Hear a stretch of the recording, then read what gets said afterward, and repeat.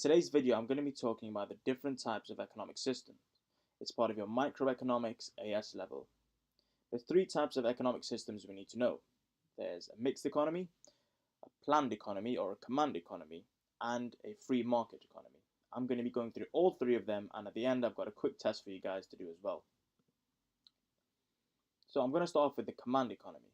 A command economy is when the government control all major aspects of the economy, so they control the economic production. And what this means is that they decide what to produce, for whom to produce, and how to produce it. You can also relate command economy to a political term used, which was communism. Now, the governments will own all the industries in the economy, so there'll be no private firms. However, sometimes there will be some private firms, but the government will have full control over them. The government decide what the prices should be and how much to produce of goods and services. Now, the advantages of a command economy is that they prevent market failure. So, consumers' best interest is taken and not profit maximizing. Because if you have firms that decide, their main interest is profit maximizing. Monopoly power doesn't exist.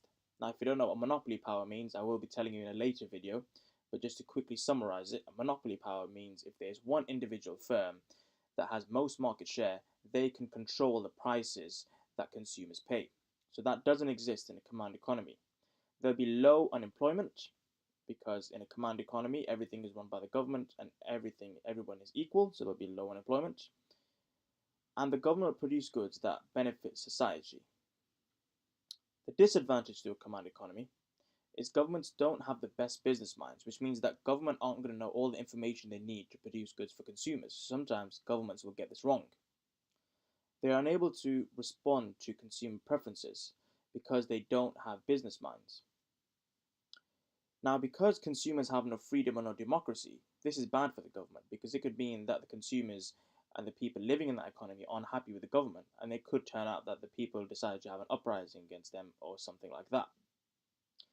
And another disadvantage is that it's bureaucratic. An example of a command economy is North Korea. And if you do live there, I feel really sorry for you, and you probably won't be getting any access to my YouTube videos anyways. But yeah, North Korea is an example of a command economy, as everything is controlled by the government. And that is your command economy done. The next one I'm going to move on to is a free economy. So a free market economy is where economic decisions are made by private individuals and firms. So there's no government intervention at all, and everything is owned and operated privately. Governments can get involved sometimes by placing laws and regulations, but it's very unlikely in a free market economy. The advantages of a free market economy are that firms have the incentive to be more efficient. Now, because firms want to profit maximize, this means that they're going to produce goods and services that are demanded. Being a free market economy, it avoids bureaucracy. Another advantage is that profit motive provides incentive for firms to cut costs.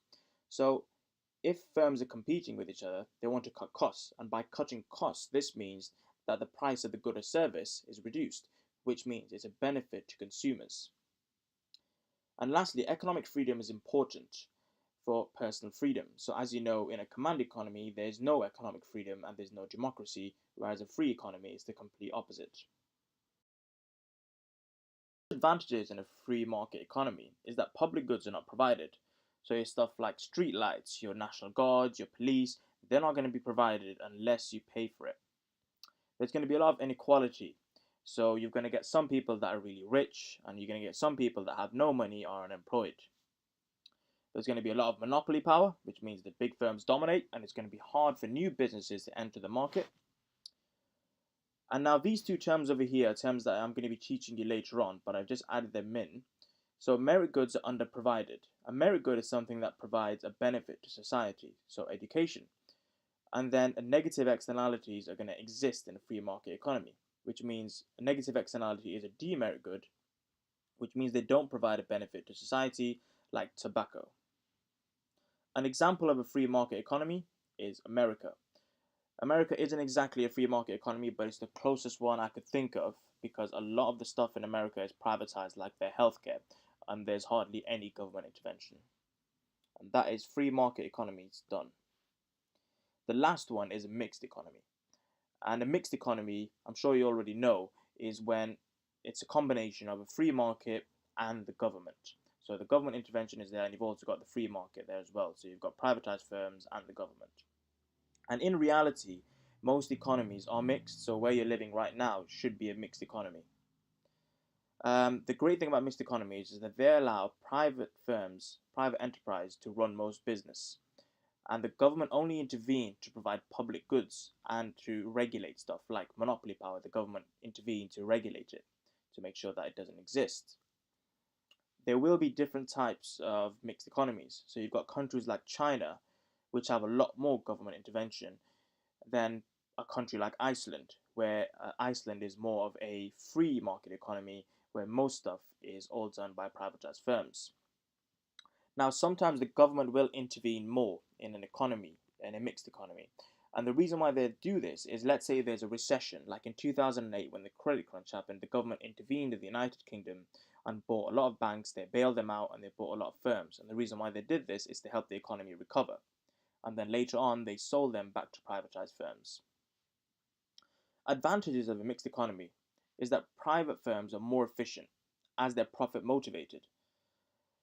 Mixed economies can reduce government regulations. So compared to a command economy, a mixed economy is going to have a lot less government regulations. Mixed economies help government introduce new regulations to correct market failure.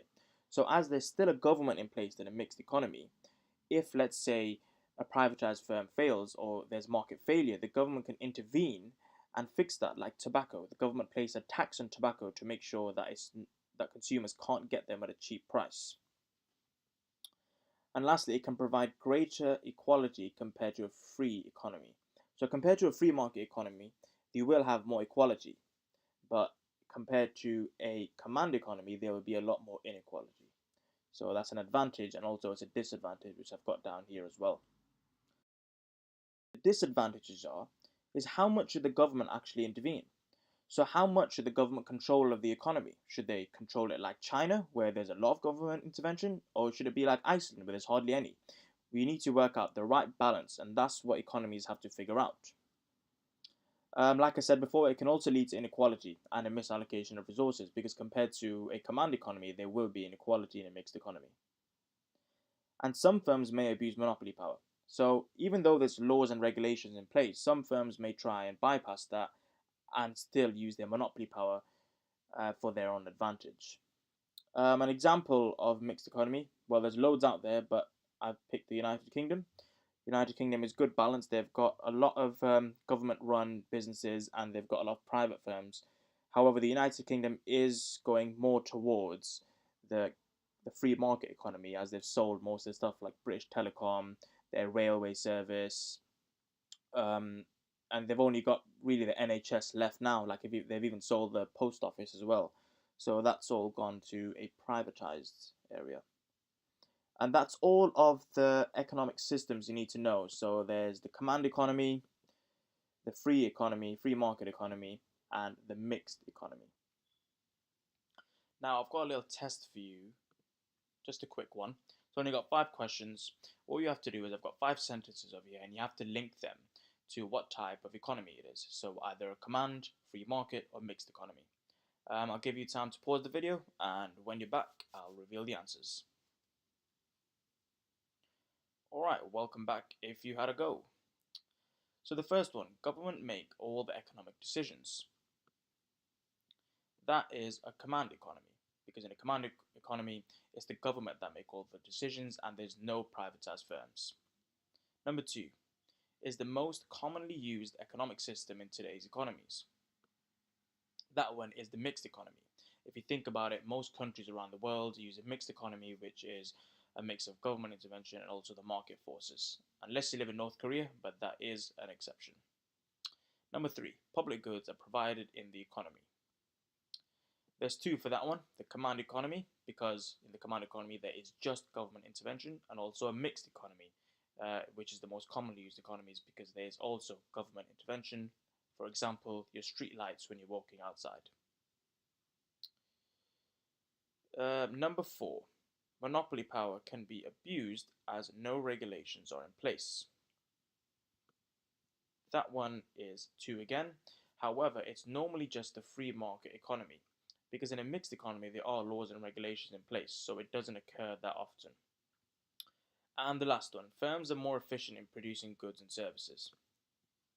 Again, that's 2, so you've got a mixed economy and the free market economy, because there is a profit incentive, so they have more efficiency in producing goods. That is today's video done. I hope this video is beneficial to you guys. If you didn't get anything in the video, then just drop me an email or leave a comment below and I'll get back to you. Good luck with your studies and see you guys later.